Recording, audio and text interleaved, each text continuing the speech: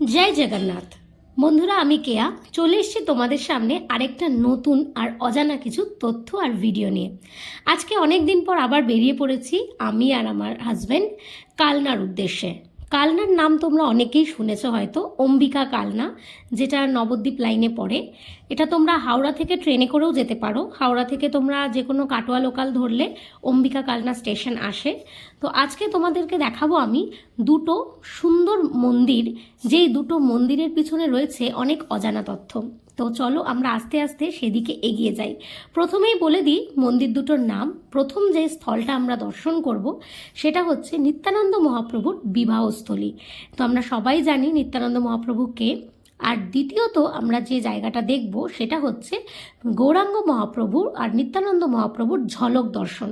আমরা বৃন্দাবনের ঝলক দর্শনের কথা তো সবাই শুনেছি, যে বাকে বিহারী লালজিকে ঝলক দর্শন করা হয়, কিন্তু গৌরনিতাইয়েরও যে ঝলক দর্শন হয় সেটা আমরা দেখে নেব এবার অম্বিকা কালনার এই মন্দির থেকে।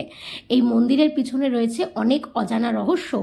তো এই হচ্ছে প্রথম মন্দির, যেই মন্দিরটা বাইরে থেকে দেখতে অনেকটা এরকম।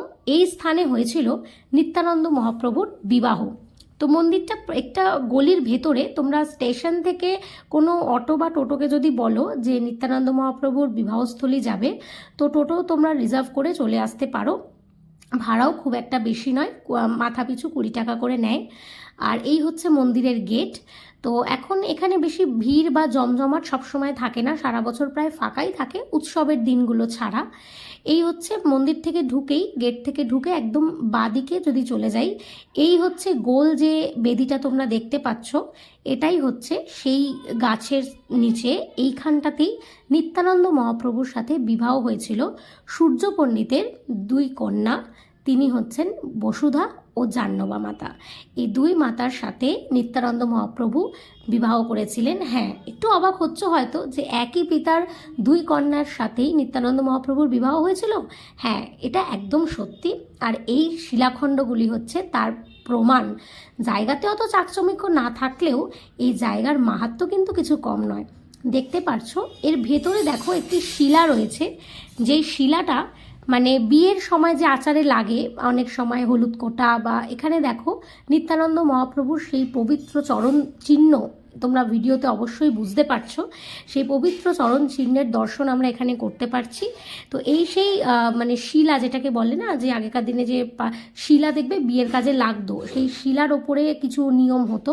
এখানে সেই একটা প্রস্তর খণ্ডে লেখা রয়েছে যে নিত্যানন্দ মহাপ্রভু বসুধা ও জাহ্নবা মাতাকে বিবাহ করেছিল, এই সেই স্থান। হ্যাঁ, কিছু পরিচর্যার অভাব অবশ্যই রয়েছে, কারণ এইটা এখনও কোনো মঠ বা কমিটির আন্ডারে এই জায়গাটা এখনও যায়নি। তার জন্য আর চারিদিকে বেশ গাছপালা গাছগাছালি হয়ে রয়েছে। তো বিভিন্ন যখন অনুষ্ঠান আসে নিত্যানন্দ ত্রয়োদশী, তখন এগুলো পরিষ্কার করা হয়, প্রচুর ভক্তের সমাগমও হয়। এবার চলে এসেছি বন্ধুরা তার পাশেই এই তেঁতুলতলা। এই জায়গাটা আবার একটু মেনটেন করা, বেশ পরিষ্কার পরিচ্ছন্ন ভেতরটা। এখানেও যেহেতু মানে পূজা আদি হয় মানে রেগুলার বেসিসে, যা দেখলাম আমরা গিয়ে ওখানে খোঁজখবর নেওয়ার পরে জানতে পারলাম, এই হচ্ছে সেই তেঁতুল গাছ যেটা কিনা চৈতন্য মহাপ্রভুর সময়কাল।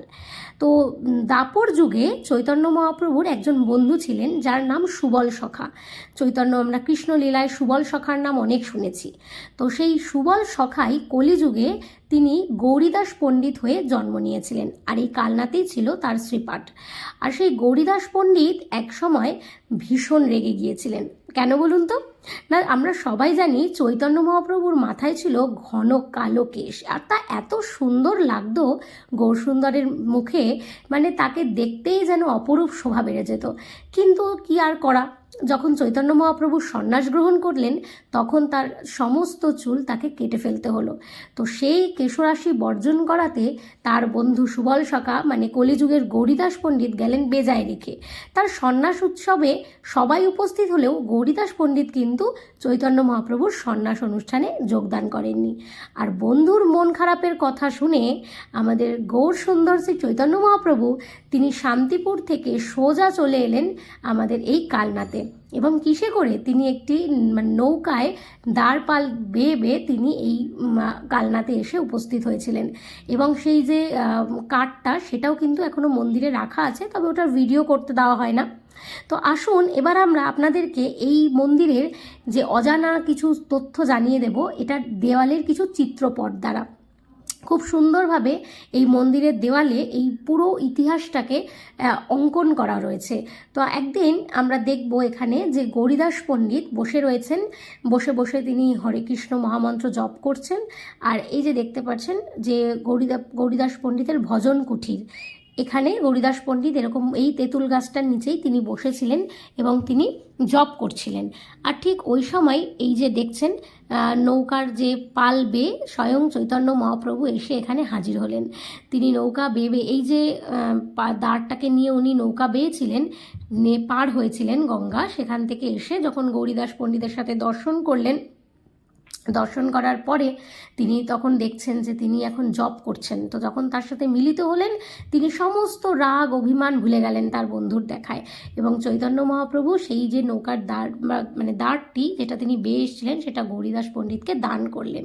এবং গৌরীদাস পণ্ডিত যথাযথ বন্ধুকে দর্শন করার পরে তিনি তার গলায় মালা দিলেন এবং তার সাথে যথেষ্ট আমোদ প্রমোদে ব্যস্ত হলেন। যা হয় দুই বন্ধু একত্রিত হলে আমোদ প্রমোদ কোলাকুলি কত কিছুই না চলে। তো এইরকমভাবে বেশ চলতেই লাগলো। কিন্তু তারপরে তিনি শুনতে পেলেন যে চৈতন্য মহাপ্রভু মনস্থির করেছেন যে এবার তিনি পুরী ধাম অর্থাৎ নীলাচল ধামে প্রস্থান করবেন। কিন্তু গৌরীদাস পণ্ডিত বললেন, না, তুমি আর নিতাই আমাকে ছেড়ে যেতে পারো না, কারণ আমি তোমার বন্ধু। আমাকে ছেড়ে গেলে তোমরা কার সাথে খেলবে? আমার কি মন খারাপ করবে না?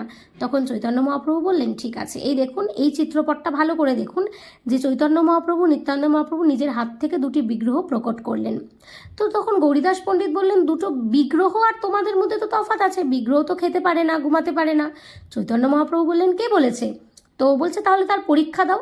এই পাশের ছবিটিতে দেখুন, দুটি গৌর দুটি নিতাই, দুটো হচ্ছে বিগ্রহ রূপে আর দুটো হচ্ছে সত্যিকারের রূপে।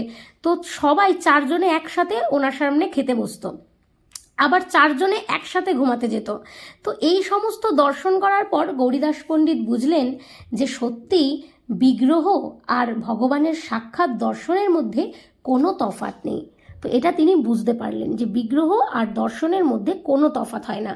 তখন তিনি বললেন, প্রভু, আমি বুঝতে পেরেছি আমার ভুল, তো আপনি আমাকে যে কোনো দুটো বিগ্রহ রূপ এখানে রেখে আপনারা বাকি দুজন আপনাদের মহৎ কার্য উদ্দেশ্যে নীলাচলে যাবেন বলছেন, যেতে পারেন, আমার কোনো অসুবিধা নেই। আমি এই দুটো বিগ্রহের সাথেই আপনারা স্বয়ং আমার সাথে উপস্থিত আছেন বলেই আমি মনে করব। এবং তার সাথেই তিনি করজোরে সেই বিগ্রহদ্বয়ের সামনে তিনি হাত জোর করে বলতে লাগলেন যে তোমাদেরকে সেবা করার সুযোগ দাও।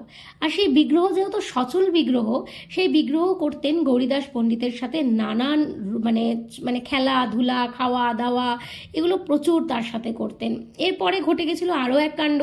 এক সময় গৌরীদাস পণ্ডিত তিনি একবার এক উৎসব করবেন বলে তার কিছু অর্থের অভাব হয়েছিল। তখন তার এক যে শিষ্য, তিনি আবার তখন কি করেছিলেন, কিছু অর্থের আগমন করে হৃদয়ানন্দ পণ্ডিত হয়েছিলেন। তিনি তখন অর্থ নিয়ে এসে সেই উৎসবের আয়োজন করাতে দেখা যায় যে সেই বিগ্রহ ভক্ত সমাগমে নাচতে শুরু করেছে। তো এই বন্ধুরা, এই বিগ্রহ গৌরনিতাইয়ের যে বিগ্রহ যেটা অম্বিকা কালনায় রয়েছে, এটা সত্যি সচল বিগ্রহ। যদি কেউ ভক্তি ভরে মন দিয়ে এই বিগ্রহকে ডাকে, অবশ্যই আজও কিন্তু সেই গৌরনিতাইকে তারা সচল অবস্থাতেই দর্শন করতে পারবে। কিন্তু কলিযুগের মানুষ আমরা, পাপময় জীবনে অত্যন্ত ব্যস্ত, তাই জন্য আমাদের মধ্যে সেই ভক্তির অভাবে আমরাই বিগ্রহকে পাথরের বা কাঠের বলে মনে করি। কিন্তু সত্যি এই বিগ্রহের মধ্যে রয়েছে একদম জীবন্ত ভগবানের দর্শন। আর এই মন্দিরে রয়েছে মহাপ্রভুর চরণ দর্শন, কারণ এখানেই গৌরীদাস পণ্ডিতের সাথে চৈতন্য মহাপ্রভুর সাক্ষাৎ হয়েছিল। তো এখান থেকে বেরিয়ে আবার বাইকে করে আমরা এবার চলে যাচ্ছি মন্দিরটাতে। এটা হচ্ছে এই জায়গাটা যে তেঁতুলতলা মন্দির, এখানে হচ্ছে গৌরীদাস পণ্ডিতের সাথে চৈতন্য মহাপ্রভুর সাক্ষাৎ হয়েছিল। আর যে মন্দিরটা, গৌরীদাস পণ্ডিতের যে বাড়িটা, শ্রীপাটটা, সেখানে আমরা যাচ্ছি। এই তিনটে মন্দিরই কিন্তু বন্ধু পায়ে হাঁটার দূরত্বে। যেহেতু আমরা বাইকে গেছিলাম, তাই আমরা বাইকে করে গেছি, খুব একটা অসুবিধা হয়নি। এই দেখুন, মহাপ্রভুর ঝলক দর্শন মন্দির বলে রাস্তায় অ্যারোও দেওয়া আছে, আপনাদের পৌঁছাতে কোনো অসুবিধা হবে না। আপনারা যদি টোটো পথেও যান তাতেও অসুবিধা নেই, লোককে জিজ্ঞেস করলে সবাই দেখিয়ে দেবে। আর সেই একটু গলিগুলো একটু ছোট, খুব বড় গাড়ি নিয়ে গেলে একটু অসুবিধা হতে পারে, তবে খুব একটা অসুবিধায় পড়ার কথা নয়। এই হচ্ছে সেই মন্দিরের বাইরেটা। এই মন্দিরটি খুবই সুন্দর, কিন্তু দুঃখের বিষয় বন্ধুরা, এই মন্দিরে মোবাইল একদমই অ্যালাউ ছিল না, তাই জন্য শুধু বাইরে থেকেই তোমাদেরকে এর সৌন্দর্য দেখাতে পারছি। এখানে দেখো লেখা রয়েছে শ্রী শ্রী মহাপ্রভুর ঝলক দর্শন। আর এই হচ্ছে সেই গেট, এখান থেকে ভেতরে গিয়ে আমরা সেই অপ্রাকৃত বিগ্রহ দর্শন করেছি, যা আমাদের সত্যি মানে জীবন ধন্য করার মতো, যে জীবন্ত গৌরনিতাই, যা মানে সত্যি বিগ্রহ দুটো এত সুন্দর যেন মনে হচ্ছে সত্যি মানে সচল গৌরনিতাই এখানে রয়েছে।